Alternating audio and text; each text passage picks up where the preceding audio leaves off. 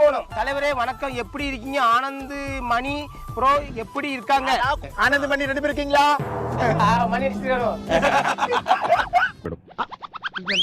எங்க கும்பகோணம்னாலே ஒரு தெய்வ கடாட்சமான ஊர் அது. ஆமா, நீங்க வந்து கெடுத்துறாதீங்க.